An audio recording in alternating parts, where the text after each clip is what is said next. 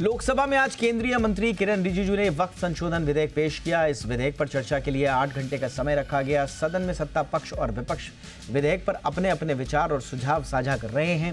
विपक्षी गठबंधन इंडिया के घटक दल इस विधेयक का विरोध कर रहे हैं, स्वाभाविक है वो भी, और बीजेपी समर्थित एनडीए दल के विधेयक इसके समर्थन में है। काफी कुछ इस पर बोला गया है आज लोकसभा के भीतर। पहले आप ये रिपोर्ट देखिए, थोड़ा सा आप पीछे आपको लिए चलेंगे और समझेंगे कि इसकी पूरी हिस्ट्री क्या है, इस पर जो विवाद है वो किस तरह के हैं, और आगे अगर ये कानून बना तो फिर इस क्या कुछ बदलाव अब आएंगे वक्फ विधेयक में। पहले ये रिपोर्ट देखिए, मैं लौट रहा हूं खास मेहमानों के साथ।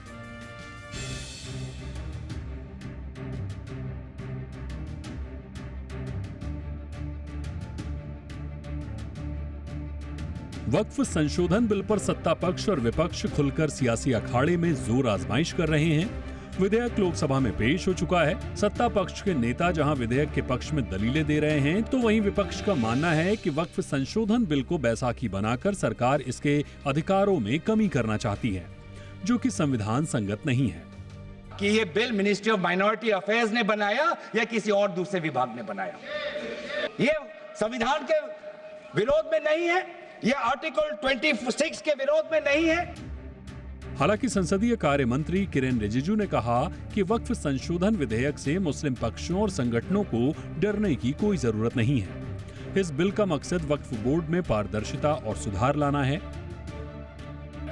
वक्फ बोर्ड का जो प्रावधान किसी मस्जिद, किसी मंदिर, किसी धार्मिक स्थल का व्यवस्था का कोई लेना देना नहीं है। ये सिंपली एक प्रॉपर्टी का मैनेजमेंट का विषय है। तो आइए सबसे पहले समझते हैं कि वक्फ क्या है। वक्फ एक इस्लामिक परंपरा है जिसमें कोई व्यक्ति अपनी संपत्ति को धार्मिक और सामाजिक कार्यों के लिए स्थायी रूप से दान कर देता है, और ये संपत्ति स्थायी रूप से वक्फ बोर्ड के अधीन हो जाती है और उसका इस्तेमाल समुदाय के भले के लिए किया जाता है। ये संपत्ति कृषि भूमि, भवन, दरगाह, मस्जिद, स्कूल, अस्पताल, कब्रिस्तान, ईदगाह जैसे कई रूपों में हो सकती है। अब वक्फ बोर्ड के कामकाज को भी समझना जरूरी है। भारत में वक्फ बोर्ड का हर राज्य में दखल है, जो वक्फ संपत्तियों का प्रबंधन करते हैं। वक्फ बोर्ड के पास करीब 9.4 लाख एकड़ जमीन और करीब 8.25 लाख संपत्तियां हैं। इन संपत्तियों की कुल कीमत करीब 1.25 लाख करोड़ रुपए तक आंकी जाती है।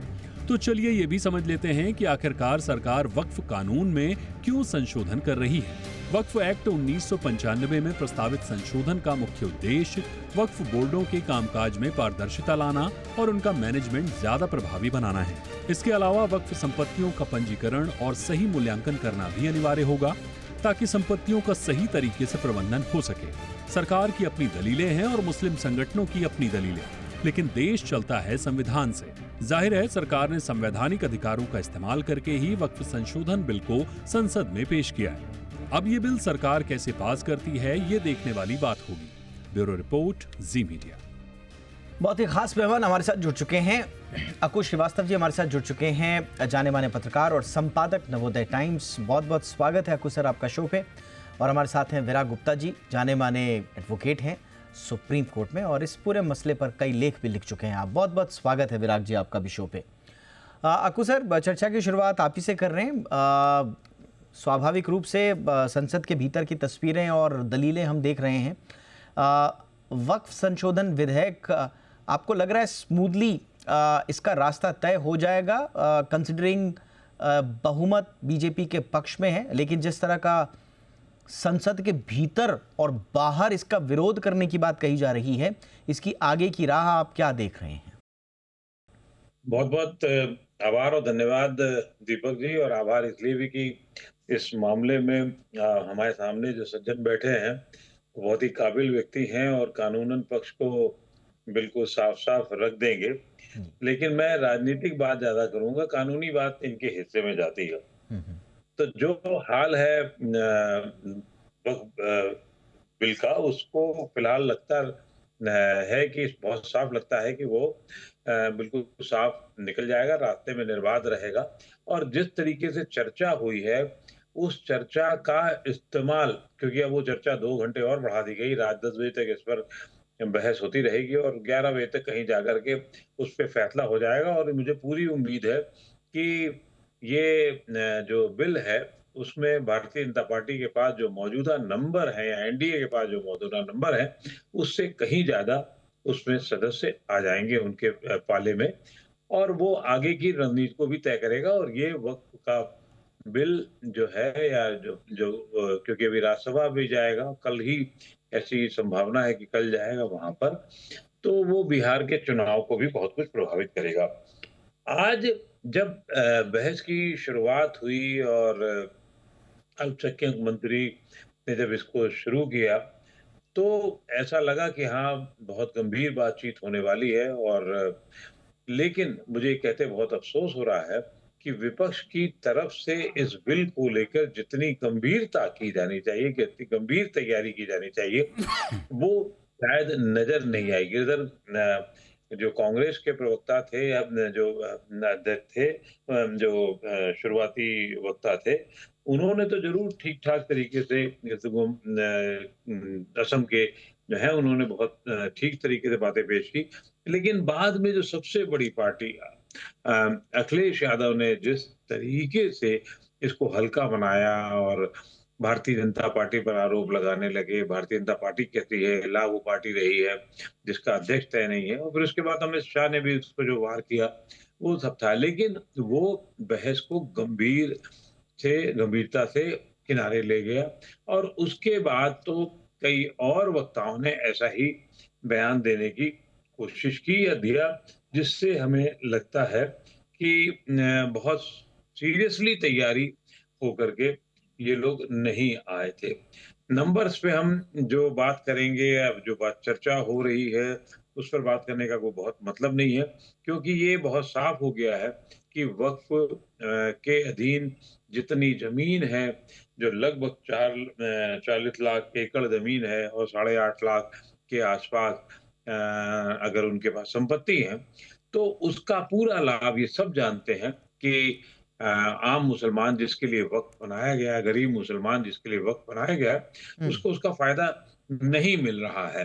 और उसका उसके जो आंकड़े और हैं, जैसे कि 160 करोड़ रुपए साल ही इसकी आय होती, कितनी शर्म की बात है। एक तरफ जब हम लोग ऐसी जो बातचीत जिसपे पहले ही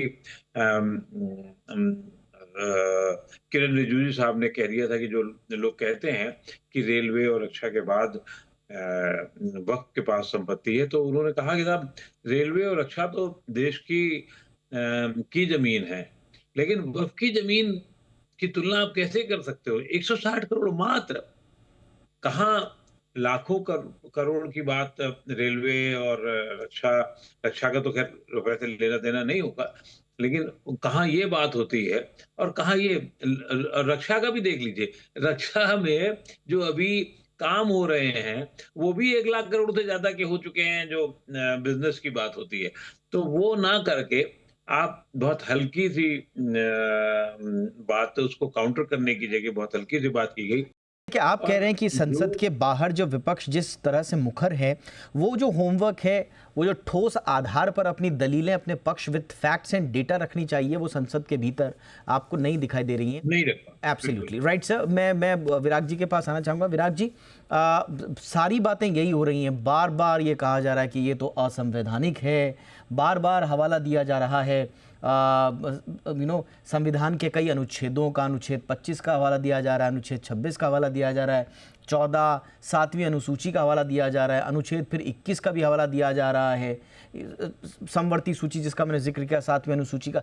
हर तरह से विपक्ष, जैसा सर बता रहे हैं कि संसद के भीतर तो अभी ऐसे कुछ फैक्ट बेस्ड कुछ आर्ग्यूमेंट सुनाई नहीं दिए, बट बाहर ऐसा लग रहा है कि समूचे संविधान पर एक तरह से कुठाराघात है इस बिल का आना।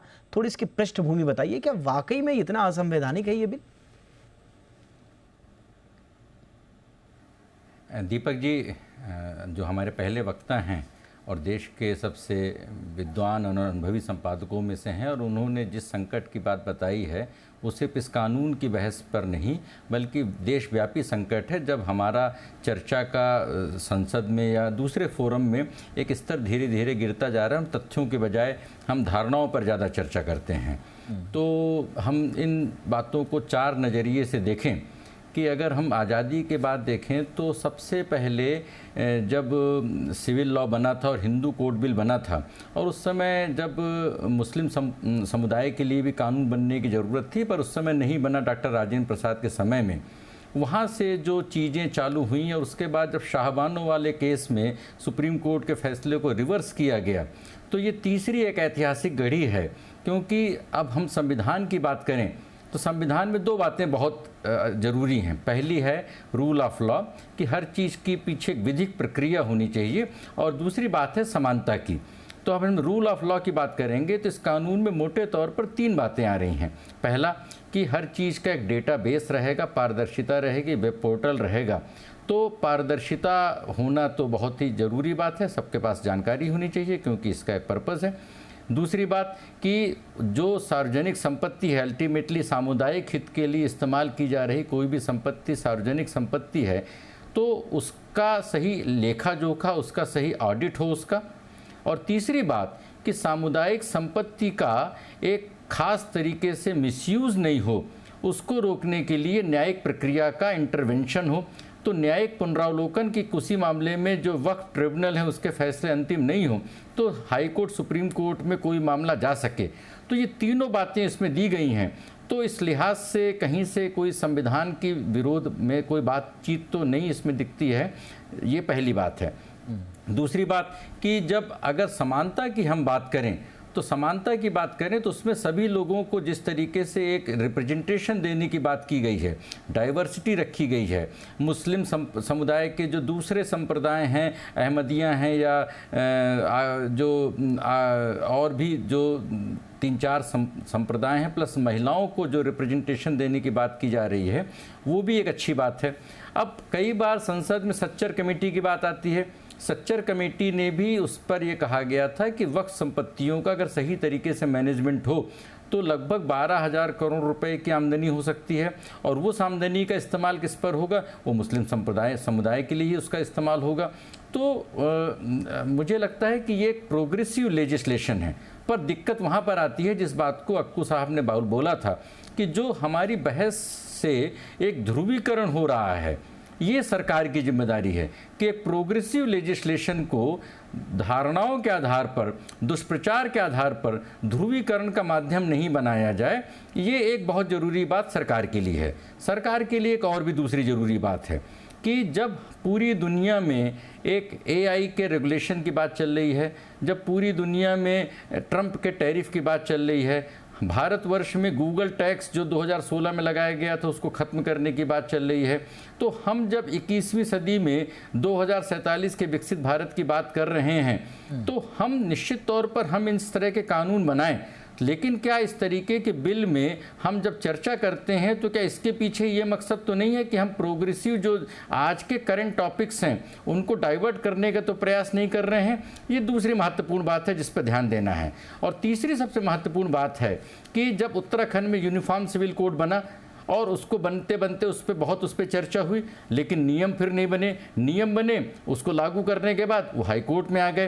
तो हम कानून बनाते हैं, फिर नियम नहीं बनाते, नियम बनाते हैं, उन्हें अदालतों में चुनौती मिल जाती है। तो क्या हमारा पूरा पर्पस सिर्फ कानून और नियमों पर बहुत बहस करना है और उससे क्या हम उससे बदलाव की जो प्रक्रिया है वो करना नहीं चाहते हैं? तो जब तक कानून के पीछे मकसद बदलाव नहीं होगा तब तक हम एक जो ताकतवर देश की जो परिकल्पना है वो पूरी होना मुश्किल है। तो ये पूरा बिल, पूरा कानून बहुत ही संवैधानिक है, बहुत ज़रूरी है, होना चाहिए, लेकिन किस तरीके से हो रहा है, किस तरीके से बहस हो रही है और कैसे यानी कि आप कह रहे हैं कि सांप्रदायिक ध्रुवीकरण का ये हथियार बनकर न रह जाए, ये सुनिश्चित करना भी सरकार का काम होगा। अक्कू सर, मैं इसी के साथ आ रहा हूं, जो बड़ा इस पे बहस का मुद्दा एक बना हुआ है कि साहब एक काउंटर आर्ग्यूमेंट जो बार बार दिया जा रहा है कि कह रहे हैं कि ठीक है साहब, आप वक्फ की आय का CAG ऑडिट कराना चाहते हैं, आप वक्फ बोर्ड में कुछ गैर मुस्लिम सदस्यों को शामिल करना चाहते हैं, और यही बात मंदिर समितियों पर क्यों ना लागू की जाए, यही बात मंदिर समितियों में गैर हिंदुओं को शामिल करने पर क्यों नहीं बात होती है। विपक्ष के ये भी कहता है कि पारदर्शिता का मकसद है तो फिर धार्मिक संस्थाओं पर एक समान नियम तय हों, तो ये भी एक आर्ग्यूमेंट आता है। तो क्या ये अब हालांकि गवर्नमेंट तो कह रही है, रिजिजू साहब कह रहे हैं कि धार्मिक मसला नहीं है, ये तो हम सिर्फ प्रॉपर्टी के मैनेजमेंट की बात कर रहे हैं, लेकिन आपको कहीं ये जुड़ी हुई बातें लगती हैं, इन आर्ग्यूमेंट्स में दम लगता है सर? मुझे नहीं लगता कि इसमें कोई बहुत दम की बात है, क्योंकि एक कहीं शुरुआत तो करनी पड़ेगी। अगर राजनीति नहीं भी कर रहे हैं आप, तो भी एक शुरुआत करनी पड़ेगी, और खास तौर से उस जगह से करनी पड़ेगी जो सबसे खराब बर्बाद दिखती है। बाकी जगह ये बात सही है कि क्या अगर आप मैं नाम लेकर के शुरू करूं, क्या वैष्णो देवी ट्रस्ट में उनका कुछ काम अतिरिक्त और होता है, वहां पर कुछ और काम किए जाते हैं उसकी आयतें, या तिरुमाला में कुछ और काम किए जाते हैं, तो उसका जवाब हाँ में मिलेगा, उनके मेडिकल कॉलेजेस से मिलेगा, उनके और काम से मिलेगा। यहाँ इतनी बड़ी जमीन, आप 40 लाख एकड़ जमीन अगर है आपके पास में, तो आप एक इतना भी नहीं कर पाते हैं। मुस्लिम्स में तो जकात की बहुत शानदार परंपरा रही है। 2.5% अपने खर्चे काटने के बाद जो आय होती है उसका 2.5% वो देते हैं, और उस 2.5% से न जाने कितने बड़े बड़े मौलानाओं के बड़े बड़े महल बन रहे हैं। वो आम मुस्लिम्स के पास में, आम गरीब मुस्लिम के पास में अगर चला गया होता, तो आज मुस्लिम्स की जो स्थिति है, बर्बादी है, वो नहीं होती। अब धीरे धीरे चीजें बदल रही हैं, और निश्चित रूप से उसमें वो लोग भी सिर्फ जकात के सहारे नहीं है, वो अपने स्वाध्याय के सहारे, अपने काम के सहारे एक मिडिल क्लास का एक बड़ा वर्ग तैयार हो रहा है, जो अपने आप, जिस पे देश में भी चर्चा नहीं हो रही है। मैं आने वाले दिनों में अपनी किताब में इसकी चर्चा जरूर करूंगा, लेकिन ये चर्चा बहुत महत्वपूर्ण है कि मुस्लिम्स ने एक नया रास्ता कैसे तलाशा है। आप वक्फ बोर्ड के सहारे, अगर वक्फ बोर्ड का चीजें ठीक हो जाए, थोड़ी सी भी ठीक हो जाए, मैं तो कहता हूँ 20% भी ठीक हो जाए, तो एक तस्वीर बदल जाएगी बहुत बड़ी। और दूसरा, ये कौन सा ऐसा कानून है कि आप कह दो कि आज चंद्रशेखर आजाद पार्क हमारा है, एक 5 स्टार हमारा है, संसद भवन कल हमारा हो जाएगा, आज मैं यहाँ अंसल भवन में दिल्ली में बैठा हूँ, वो उनका हो जाए, दावा कोई भी कर दे। तो यहाँ वो एक उल्टी प्रक्रिया है। जब आपको याद होगा कि जब 498 महिलाओं को लेकर के, दहेज को लेकर के हुई थी, उसमें दूसरे पक्ष को साबित करना होता था कि ये मेरी गलती नहीं। यहाँ पर भी बिल्कुल वही हाल है। अभी तक तो यही है, आपने कह दिया, उन्होंने ले लिया, कर लिया, अब आप साबित करते रहिए। देश का कानून, विद्वान वकील हमारे साथ बैठे हुए हैं, जानते हैं, और वो उसके खिलाफ खुद लड़ते रहे हैं कि देश में 5 लाख कानून अगर पेंडिंग है, और पेंडिंग की स्थिति में 5 करोड़, तो उनकी क्या स्थिति, उसके जिम्मेदार कौन है। तो हालात हमारे यहाँ कानून के एक अलग किस्म के हैं। तो कुछ ऐसे कानून जो सीधे बने, जिससे बहुत ज्यादा दुविधा दिक्कत नहीं हो, तो इस लिहाज में ये एक बड़ा कदम हो सकता है। लेकिन ये बात भी सही है कि इस वक्फ बोर्ड के जो कानून आ रहा है, अगर ये पारित हो जाए और सही जगह पे नियम कानून के साथ बन करके जाए, तो जैसा ये कहा उन्होंने कि ये इसको कानून की चुनौती देने की संभावनाएं कम हो जाए, कोर्ट में चुनौती देने की संभावनाएं कम हो जाए, तो सचमुच ये बड़ा कदम होगा, और सभी को स्वागत करना चाहिए।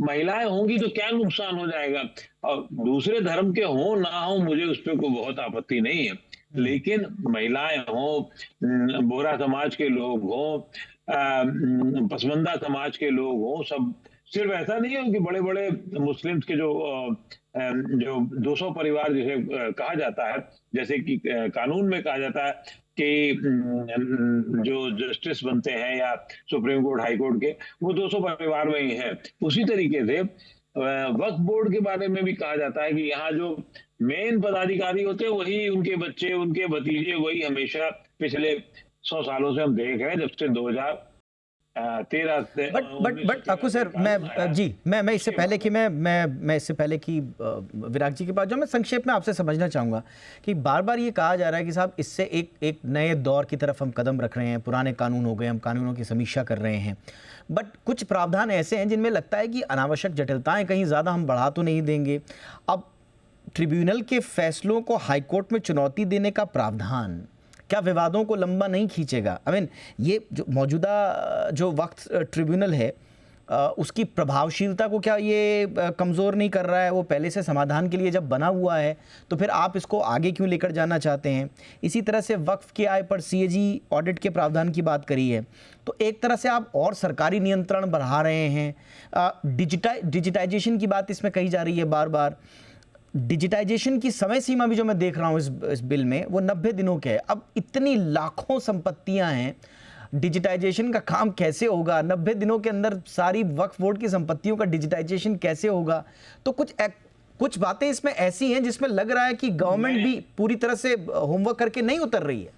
नहीं, डिजिटाइजेशन का जहां तक सवाल है, वो एक चैनल पे तो होना नहीं है, वो एक स्टेट के लेवल पे होना है, डिस्ट्रिक्ट के लेवल पे होना है। अगर सही में करा जाना चाहिए चाहते हैं आप तो किया जा सकता है, लेकिन मान सकता हूँ कि मैं 90 दिन नहीं तो 6 महीने सही, 6 महीने नहीं, साल भर सही, साल भर भी मान लीजिए आप उसको, ये आगे पीछे किया जा सकता है। लेकिन बाकी दोनों चीजें जो आपने कही हैं, मुझे लगता नहीं कि जैसे ट्रिब्यूनल का मामला है, तो ट्रिब्यूनल को अगर आप खत्म कर देना चाहते हो तो फिर लोकल जो मुतवल्ली जो कहे आकर के कि भाई हमने ये कब्जा कर लिया, हो गया, तो सुप्रीम कोर्ट जब यहाँ देश में बनी है तो उसको अगर मान लीजिए ऐसा कोई विवाद का विषय है, क्योंकि जब खत्म हो जाएंगे तो बहुत कम चीजें आगे जाएंगी।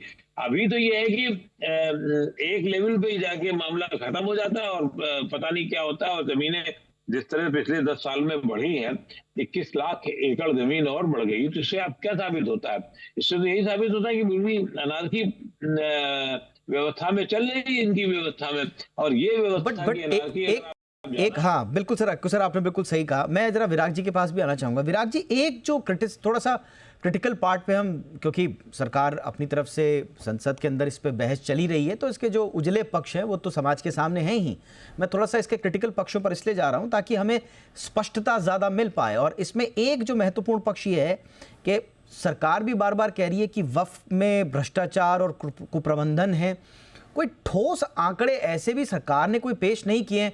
भाई तीसरी सबसे बड़ी संपत्ति हो गई डिफेंस और रेलवे के बाद, तो इसमें कुप्रबंधन भ्रष्टाचार के कोई स्वतंत्र अध्ययन हो जो हमारे सामने हो, कुछ ऐसे क्लासिकल केसेस हों जो हमारे सामने हों, या दबी जुबान में ये भी कहा जा रहा है कि बहुत सारी ज़मीनें जो हैं वक्फ के नियंत्रण में ऐसी हैं जो रसूखदार लोगों से संबंधित हो सकती हैं। ये चकल्लस है, चर्चा है, मैं उसी का हवाला दे रहा हूँ। तो क्या आपको लग रहा है कि वो जो होमवर्क होना चाहिए था ताकि भरोसा जागे इस पूरी कवायद के प्रति लोगों के मन में, सरकार ने वो पूरा होमवर्क किया है? देखिए दीपक जी, चूंकि अभी पूरी पारदर्शिता या सारे डेटा सामने नहीं है, तो जो भी डेटा है उसमें विरोधाभास है। पर कुछ बातें अभी कुछ जो अभी सामने आ रही हैं कि कुप्रबंधन की बात 1969 से आ रही है। 1969 में संसद में बहस हुई, उसके बाद फिर अगले दशक में फिर बहस हुई जब राज्यसभा में सिकंदर बख्त ने इसके बारे में बोला कि अमानत में खयानत है और जो पर्पज़ वो पूरा नहीं हो पा रहा है। और उसके बाद कई बार इन सारी बातों में आई। जो अधिकृत अभी आंकड़ा है, उस आंकड़े के हिसाब से लगभग 8.7 लाख प्रॉपर्टीज़ जो है वो रजिस्टर वो हैं, और उनमें लगभग 9.4 लाख एकड़ ज़मीन है इनके उसमें। तो हो सकता है कि जैसा अक्कू जी बोल रहे हैं, तो हो सकता है बीघे में अगर करें तो 40 लाख बीघे हो सकता है, लेकिन जो अभी सरकारी आंकड़ा है वो लगभग 9.4 लाख का है। अब अगर हम इसमें देखें तो इसमें 50% के बारे में सही जानकारियां नहीं हैं, इसलिए डिजिटलाइजेशन जरूरी है। और जब आप डिजिटलाइजेशन की बात करते हैं तो इसका मतलब ये नहीं कि उनके डॉक्यूमेंट्स का डिजिटलीकरण है। डिजिटलाइजेशन का मतलब ये है कि उन प्रॉपर्टीज का विवरण वेब पोर्टल में आए। That will be the first phase of the digitalisation, जानकारी सामने आए। अब अगर उसमें देखें मुकदमे कितने हैं, तो लगभग 40,951 मुकदमे चल रहे हैं और सैकड़ों उसकी पिटीशन चल रही हैं। तो इसलिए बहुत कुप्रबंधन है। और जहाँ पर अक्कू जी ने बोला कि डाइवर्सिटी से समानता की तरफ एक कदम हो सकता है जो संविधान सम्मत भी है और समानता के लिहाज से भी है, ये एक पहली बात है। दूसरी बात, आपने ट्रिब्यूनल की बात की, तो जो सरकार संसद के कानून से ट्रिब्यूनल बनाती है जहाँ पर इंडिपेंडेंट लोगों को वहाँ के ट्रिब्यूनल के जुडिशियल और टेक्निकल मेंबर्स बनाए जाते हैं, वो चाहे कैट हो, चाहे सेस्टैट हो, चाहे ITAT हो, उन ट्रिब्यूनल्स के फैसले, और वहाँ पर नेचुरल जस्टिस का पूरा फॉलो होता है, उन ट्रिब्यूनल के फैसले के खिलाफ हाई कोर्ट, सुप्रीम कोर्ट में अपील हो सकती है, तो वक्फ ट्रिब्यूनल के खिलाफ क्यों नहीं हो सकती है? ये एक कहीं ना कहीं से विसंगति थी जिसको ठीक करने की कोशिश की गई है। तीसरी बात आती है CAG ऑडिट की। तो CAG ऑडिट कंपलसरी नहीं होना है। CAG ऑडिट जरूरी है, पारदर्शी तरीके से ऑडिट जरूरी है, विशेष मामलों में CAG ऑडिट हो सकता है। ये तीसरी बात है। जो चौथी जो बात है कि जो विवादों के बारे में जो बात हो रही है कि कई सारी सरकारी संपत्तियों को भी उसमें शामिल कर लिया गया है। एक और बड़ी बात थी वो लिमिटेशन की है। देश में लिमिटेशन का कानून है जिसके हिसाब से 12 साल के बाद आप कोई मुकदमेबाजी नहीं कर सकते हैं, लेकिन यहाँ पर लिमिटेशन लागू नहीं होने की वजह से कितनी भी पुरानी चीज़ों को वो क्लेम कर सकते थे, और उस क्लेम के करने में नेचुरल जस्टिस का फॉलो अप नहीं होता था कि जो जैसे बोलते हैं कि खाता न बही जो वो कहें सही, तो वो इसको एक नेचुरल जस्टिस का जो पूरा प्रोसीजर था वो नया उसमें निर्धारित होने की उम्मीद है। इसलिए मैं मानता हूं कि संविधान में जो बेसिक जो हमारे सबसे महत्वपूर्ण जो कानूनी प्रक्रियाएं निर्धारित हैं, और वो है कानून का शासन, वो है नेचुरल जस्टिस, वो है समानता, जिसका कि इस कानून में कोशिश की गई है। अब दूसरे जगहों पे गलत हो रहा है, उसके आधार पर इसको नहीं होने देना चाहिए। मुझे लग रहा है कि ये एक सियासत है और इसमें सियासत कम हो, और दोनों पक्ष पक्ष सरकार इसका लाभ लेने की कोशिश नहीं करे और विपक्ष इसमें ध्रुवीकरण की राजनीति नहीं करे। ये देश में अच्छा है और सारे प्रोग्रेसिव लेजिस्लेशन को देश हित में बढ़ावा मिलने की ज़रूरत है। एब्सोल्युटली, बिल्कुल। और कुछ डेटा जो आए हैं वो स्वाभाविक रूप से एक बेहतर ग्राउंड बनाते हैं, जिसकी हम बात कर रहे थे कि सरकार इसको क्यों लेकर आई है, जिस पे मैंने सवाल उठाए थे। तो दरअसल उसके बैकग्राउंड में जो 120 के आसपास जो पेटिशंस हैं, उन्होंने कॉन्स्टिट्यूशनल वैलिडिटी, वक्फ एक्ट की कॉन्स्टिट्यूशनल वैलिडिटी को चैलेंज किया है। लगभग 10,000 जो 40,000 से ऊपर मेरे ख्याल से ट्रिब्यूनल केसेस हैं, उसमें से 10,000 जो हैं वो इंटरनल मिसमैनेजमेंट और dispute over control of work properties हैं, इंक्रोचमेंट के केसेस हैं, प्रॉपर्टी डिस्प्यूट्स हैं। तो एक अच्छा खासा आधार गवर्नमेंट का बना कि वो इस विधेयक को लेकर आए, लेकिन पक्ष विपक्ष में क्योंकि चर्चा जारी है। इसी बीच मुख्तार अब्बास नकवी का इस पर क्या कहना है, जी बिजनेस से उनसे बातचीत करने की कोशिश की। आइए सुनते हैं उनका इस पूरे मसले पर क्या कहना है। जो संसद में वक्फ के सिस्टम को लेकर के, रिफॉर्म को लेकर के जो डिबेट हो रहा है, डिस्कशन हो रहा है, डिसीजन हो रहा है, मैं मानता हूं कि इस अमृतकाल में इस मंथन से अमृत ज़रूर निकलेगा।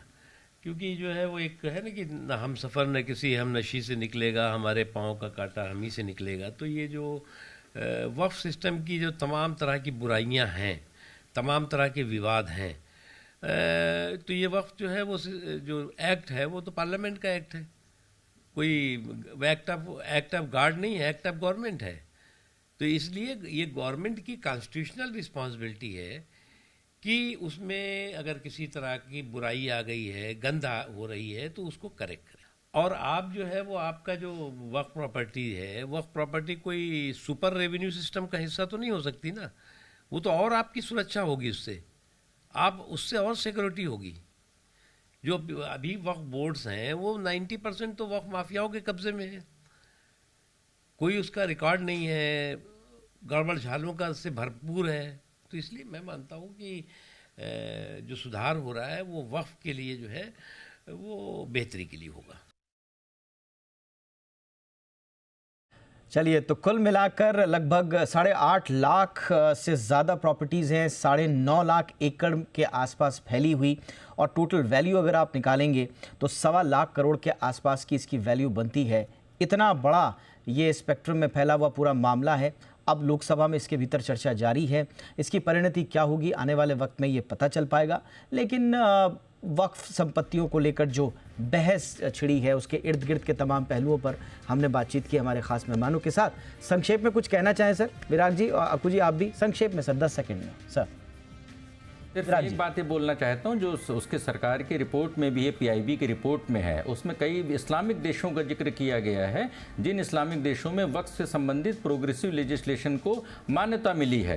तो मुझे लग रहा है कि जैसा मैंने पहले बताया था कि जो हिंदू कोड बिल के समय जो गलतियाँ हुई थी या शाहबानों के समय गलतियाँ हुई थी, उन गलतियों को अभी नहीं दोहराया जाए और इस प्रोग्रेसिव लेजिस्लेशन का जो मास है वो स्वागत करे, तो इससे एक बेहतर सिर्फ ये देश या संविधान के लिए ही नहीं बल्कि मुस्लिम समुदाय के लिए बहुत ही एक ये प्रोग्रेसिव लेजिस्लेशन हो जाएगा, जिसमें कि बड़े पैमाने पर रेवेन्यू जो जनरेट होगी, सच्चर कमेटी ने बोला है, उससे शिक्षा और आर्थिक स्तर बढ़ेगा।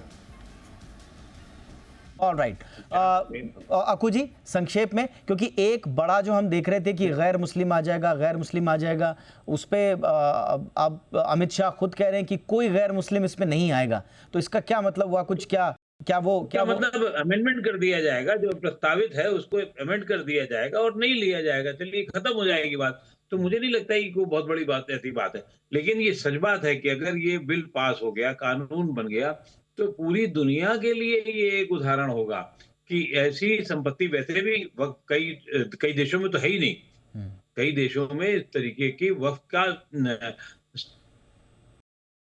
जी मुझे लगता है नेटवर्क के इशू भी आ गए, बट हाँ, आज की चर्चा में बहुत कुछ हमें सीखने को मिला और इसी के साथ इस चर्चा को यहीं पर हम विराम देंगे। बहुत बहुत धन्यवाद विराग जी, अकू जी, आप दोनों ने वक्त निकाला और इस महत्वपूर्ण विषय पर सारगर्भित चर्चा की। Thank you so much. इसी के साथ ये थी हमारी कवर स्टोरी।